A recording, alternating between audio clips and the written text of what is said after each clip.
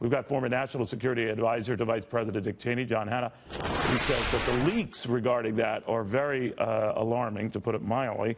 And I guess the rage we're seeing on the left is kind of, maybe doesn't surprise me, John, because that, you know, back at the time, they weren't interested, or many Democrats weren't interested about, you know, who was leaking what, just leaks. So I guess, you know, things change, and this is a Republican administration. But how far do you think this is going to go? Well, we'll have to see, Neil. But I think it does need to be looked into. These are clearly people that have been entrusted with a huge amount of power in the U.S. government. But who's doing it, John? I mean, it's one thing to think that the Russians are behind it. That's offensive enough. But it's even another that worker bees or bureaucrats within the agencies that report to these political heads all the way up to the President of the United States are doing this stuff.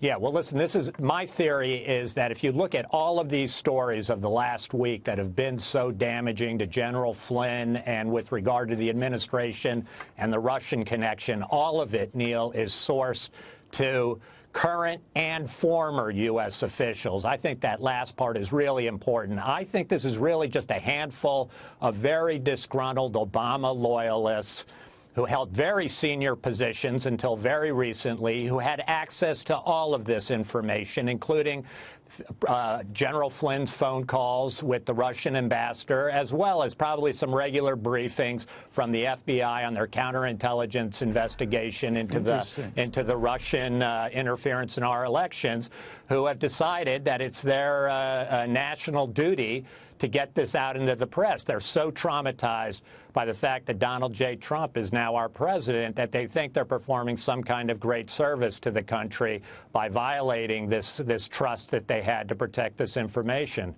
You know, then explain to me, you're a smart guy and maybe you know how this process works. We got that release phone call that the president had with the Australian Prime Minister that went south fast. Normally those calls are private affairs. That leaked out. I'm told that that would have leaked out through the State Department or someone at the State Department looking at that. So that's a current, this administration event. What did you make of that? Yeah, I mean, the fact is that we just don't know. There are clearly people that arrange those phone calls that in administrative positions that have as their duty, whether in the White House situation or in the State Department, to make transcripts of those talks. And let's face it, there are also people on the other side of these telephone lines, whether it's in Australia or some other country. Maybe they're unhappy with the call. They get in touch with their counterparts at the State Department. They let them know what happened on the call, and then we're kind of off to the races. If that person is a Obama holdover who's unhappy that the State Department has been circumvented by the White House in these phone calls, they don't like the content of the calls, they decide to go to their favorite reporter and let it out. I guess what I'm saying is sometimes they say if you're paranoid, you have a right to look over your shoulder and see a lot of people behind you. And I'm wondering if this feeds a notion, because we've seen it happen enough and enough rumors come out.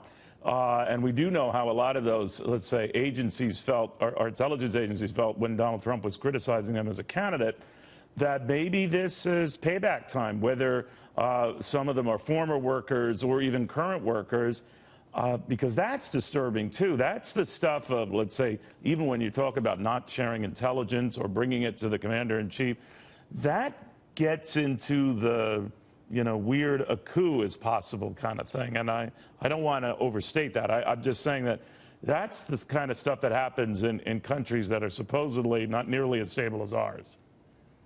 Yeah, no, I think that really does need to be a concern, Neil, but my entire experience with these things, there are thousands of people that go to work that are real professionals every day in these agencies across the U.S. government that do their job.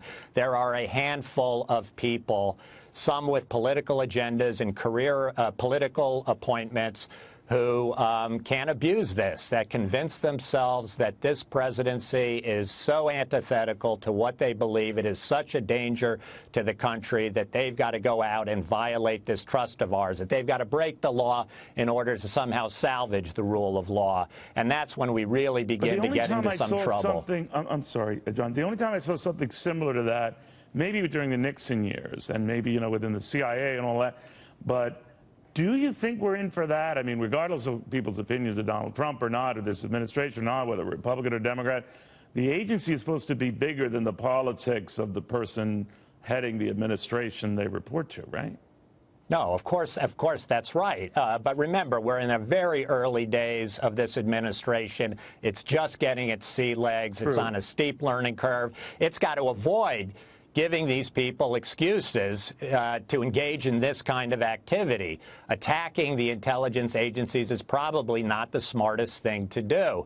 Misleading the Vice President of the United States about your telephone conversations with the Russian ambassador is probably not the best thing to do, because there are some people who will take this excuse to pursue their political agendas. But I think it would be a real shame if people start to believe that this is a systematic problem throughout the thousands and thousands of career professionals who people the U.S. government and go to work every day thinking, how do they best serve the president and the Constitution and the country that they're sworn to defend? But it does read like a Ludlum novel sometimes. It does. I'll give you that. John Hanna, thank you very, very much. Good seeing you again. You too, Neil.